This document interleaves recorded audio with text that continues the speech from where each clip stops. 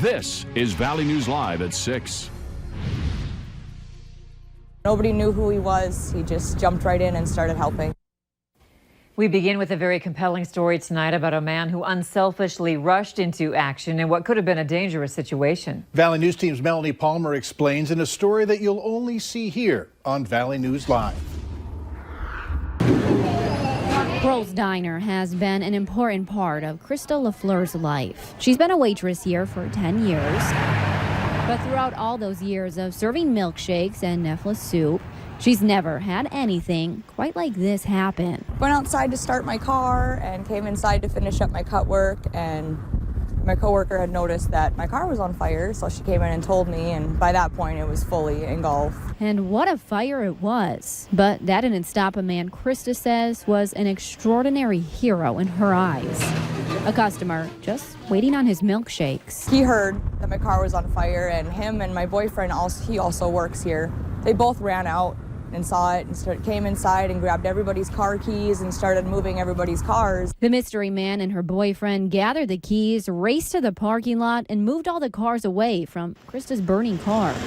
But before Krista could thank the quick-thinking man, he was gone. His milkshakes left behind and his money on the counter. I wanted to return his money and get him his shakes and thank him for being there and helping, because he didn't have to do that. So if you happen to be this mysterious hero, stop into Kroll's. Krista will be there with a milkshake in hand. In Fargo, Melanie Palmer, Valley News Live. And it's not only Krista who wants to say thanks. Other employees at the diner are also thankful for the man's quick thinking. The weather continues to improve as temperatures rose even higher than Hutch thought they would. No problem there. He's here now with your No Wait weather planner for this Thursday night. Hutch? Yeah, I wasn't too upset about that either. Here's a look at a beautiful setting sun. If you missed it today, a lot of gorgeous colors. We do have an increase in high clouds that are drifting into the valley, mainly here in the northern and central valley. That last shot there from the Dakota Magic Casino showing crystal clear skies there. Temperatures, they're going to be falling. 24 now in Baudette, 30 Grand Forks, 39 Fargo-Moorhead, still holding on to 40 or better in Sisseton. That little bank of clouds you see there between Fargo and Grand Forks, that's on the leading edge of some cooler air that's going to back its way into the region tonight. So I'll have details on how that impacts your Friday here in just a few minutes, and we'll look ahead at the weekend as well. All coming up in just a little bit. Sounds good. Thanks, Hutch. 34-year-old Daniel Del Pozo has pleaded not guilty to charges that include criminal vehicular homicide. He's accused of driving the car that crashed into several vehicles, causing the death of 38-year-old Johnny Gray in June of 2019. Gray was a passenger. It happened as the car was traveling down the wrong lane. Gray was pronounced dead at the scene. A Valley City man is facing a felony charge of aggravated assault. On Tuesday, officers responded to the report of a domestic assault involving a male and female. Around the same time, they received a call of a man who was possibly struck by a vehicle.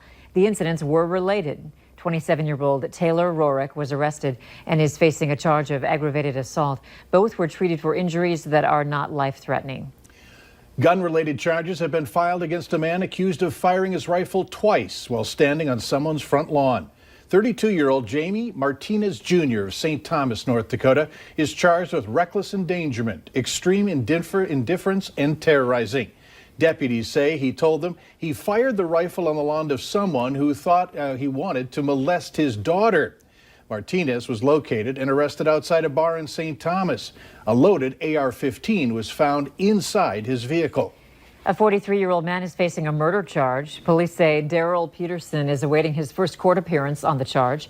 He was first linked to an assault yesterday morning at a North Fargo apartment building along 11th Street. 64-year-old Dwayne Darling was found bleeding from the head and was taken to a hospital where he later died.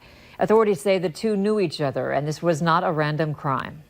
Authorities are investigating the death of a man in custody at the Polk County Jail. They say 61-year-old Larry Monson from Climax was arrested yesterday on suspicion of DUI.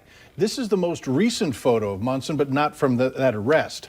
While in jail in Crookston, he had a medical emergency and was taken to the hospital where he died. An autopsy will determine the cause of death. Authorities need your help finding a missing Fort Totten man. 34-year-old John Lawrence was last seen on Friday, November 8th. He's about 6'1", about 250 pounds, with brown-black eyes and shoulder-length black hair. He was last seen wearing a black Carhartt jacket, blue and black plaid pajama pants, and brown boots. He also has glasses and was wearing a Vikings cap. He drives a dark burgundy Dodge Dakota with North Dakota plates 620CTC. You can call police if you have any information. A woman was injured and her semi totaled after it rolled in Richland County this morning. Authorities say 54-year-old Anna Squires Wallace was hauling sugar beets on Highway 81 near Abercrombie when she got too close to the ditch and lost control. The semi tipped and slid across the highway, dumping the load of sugar beets onto the road and in the ditch. Phone scammers are at it again, this time using a number spoofing the main line for the Cass County Sheriff's Office. After claiming they're with authorities, the scammer then tells you that they're with the Social Security Administration and that you have an active warrant. At this point, the Sheriff's Office is not aware of anyone falling for this particular crime. A recent study ranks North Dakota teens among the worst drivers, explaining that it's mostly due to texting while driving. Researchers also cited drinking and driving, not wearing a seatbelt, and being in a deadly wreck.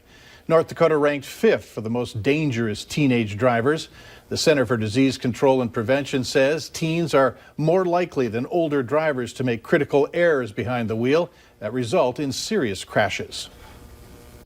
It's not worth it. That one text message, that one Snapchat, it's just not worth taking and putting somebody else's life at risk and putting yourself at risk, and especially other families. Stay off your phone if you have to, pull over, or, tell people before you're leaving, I can't be on my phone. All hope isn't lost on teens. The study shows the current generation of teens are more likely to wear seatbelts than 28 years ago, and they're also less likely to drink and drive. With a snip of a scissors, Deer Creek Elementary in Fargo welcomed the community to an open house.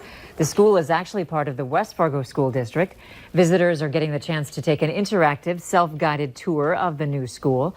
There's also something called a Deer Creek Quest event, which will test how well students and families know their school.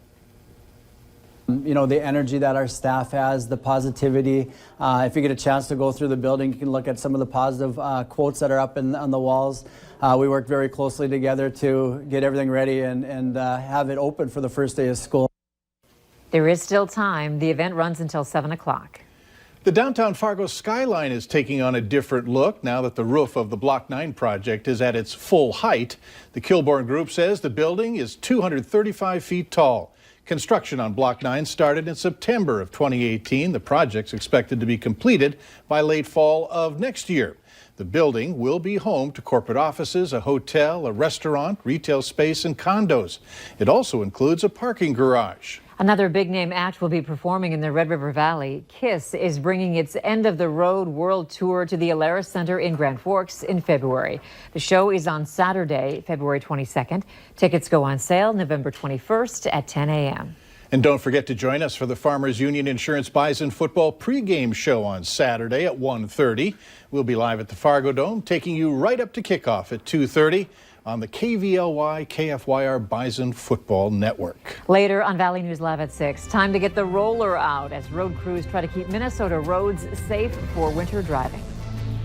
Quiet and mild conditions as we close out a beautiful day in which we started out way below average with a temperature of 5. Temperatures warmed almost 40 degrees in Fargo, above average today in Grand Forks as well. A little cooler tomorrow. Details next.